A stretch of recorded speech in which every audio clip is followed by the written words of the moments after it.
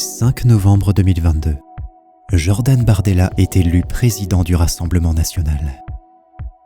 À 27 ans, il prend le contrôle de l'un des principaux partis politiques de France, en plus d'être l'un des plus jeunes députés européens de l'histoire. Aujourd'hui, il est considéré comme l'un des hommes politiques français les plus prometteurs du pays. Voici pourquoi.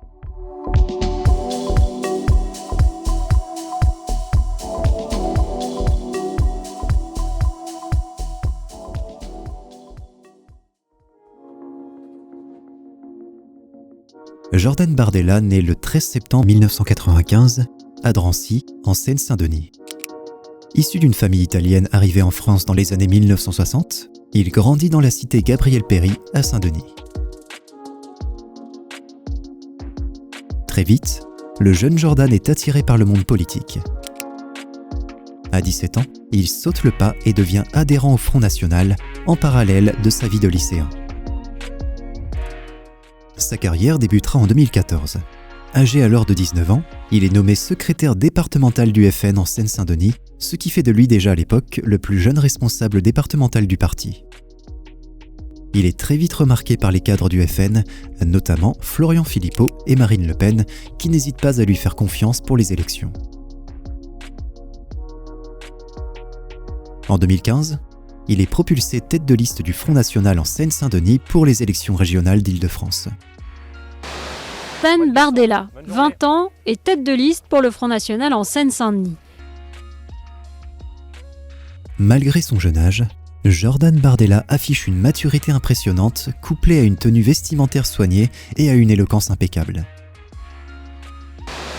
Je pense que c'est le seul mouvement politique aujourd'hui qui a un projet construit, de A à Z et qui fait de nous, je dirais, un outil performant pour arriver au pouvoir, pour prendre le pouvoir et pour participer au redressement de notre pays.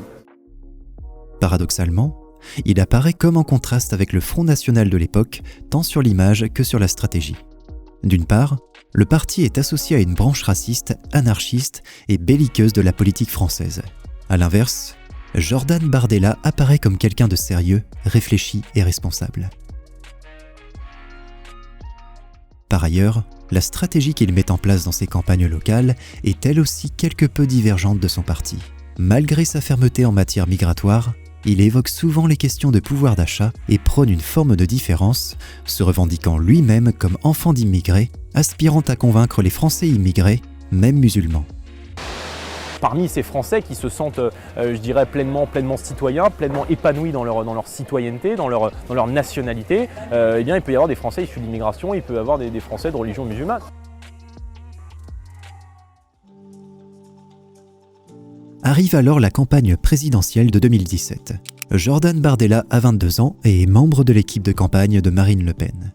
La candidate du Front National parvient à se qualifier au deuxième tour de la présidentielle face à Emmanuel Macron, mais finit par s'écrouler brutalement, en fin de campagne, lors du débat de l'entre-deux tours. À la suite de cet échec, la plupart des observateurs prédisent la mort politique du Front National et de Marine Le Pen. En effet, après cette défaite humiliante, l'image du Front National est grandement fragilisée et les principaux cadres quittent le parti, comme Marion Maréchal ou encore Florian Philippot. C'est à ce moment que Jordan Bardella va faire preuve d'une qualité rare en politique, sa loyauté. En effet, voyant le désastre dans lequel se trouve son parti politique, Jordan Bardella aurait pu faire le choix de quitter le Front National et d'abandonner Marine Le Pen. Mais c'était sans compter sur sa loyauté sans faille envers celle qui lui a fait confiance depuis le premier jour. Il décide alors de rester et d'entreprendre la reconstruction du Front National aux côtés de sa présidente. Ainsi, à partir de 2017, le parti entame un processus de normalisation dans lequel Jordan Bardella va jouer un rôle central. Il change même de nom pour montrer son nouveau départ. En 2018, le Front National devient le Rassemblement national. Rassemblement national, la réponse a été oui à 80,81%. Au cœur de cette transition, Jordan Bardella apparaît comme le visage phare du parti. Concomitamment à cette transformation stratégique au sein du parti, il mène une ascension personnelle fulgurante. En septembre 2017, il est nommé porte-parole du parti. En 2019, il est tête de liste aux élections européennes et devient le deuxième plus jeune député européen de l'histoire. En 2021, alors premier vice-président, il devient président intérimaire du parti, Marine Le Pen se concentrant sur la campagne présidentielle. Au cours de cette ascension, il est de plus en plus invité sur les plateaux télé, où il enchaîne les discussions, les débats et les prises de parole. Et c'est là qu'apparaît une autre grande qualité de Jordan Bardella, sa dominance dans les prises de parole télévisées. À chaque apparition, il fait systématiquement preuve de maîtrise, de sérieux et de confiance. Son talent oratoire est certes un avantage, mais il ne fait pas tout.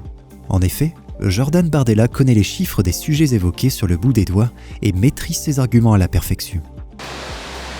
Les dépenses des retraites dans le PIB sont amenées à diminuer d'ici 2025, à passer de 15% du PIB à 11%. De la fraude, c'est 50 milliards d'euros de fraude chaque année, avec plus de 7 millions de cartes vitales en circulation en trop. Et l'ensemble des baisses de taxes que nous faisons sur le carburant va permettre non seulement de rendre 12 milliards d'euros de pouvoir d'achat aux familles françaises, mais surtout de leur faire gagner 15 à 30 euros à la pompe. En 2022, alors président du Rassemblement national par intérim, il joue alors un rôle clé dans la campagne présidentielle, notamment au cours des nombreux débats qui l'opposent au clan d'Emmanuel Macron. 65 ans, parce que vous ne le dites jamais, avec combien d'annuités? Mais attendez, juste... Non.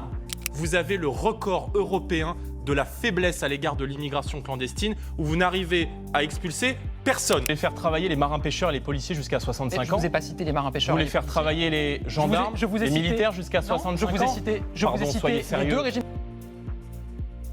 Sa candidate ne sera pas élue. Mais jamais Marine Le Pen, Jordan Bardella et le Rassemblement national n'ont été aussi proches d'accéder au pouvoir.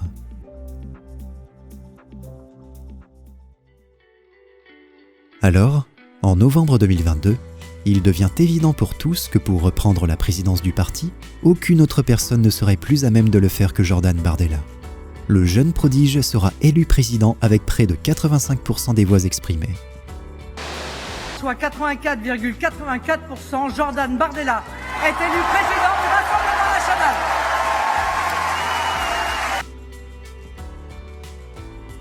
Il est aujourd'hui considéré comme un prodige de la politique française.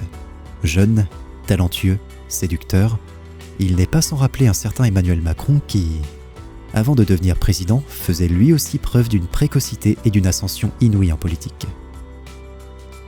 En réalité, la réussite de Jordan Bardella est due à 3 raisons principales. D'abord, sa loyauté envers Marine Le Pen.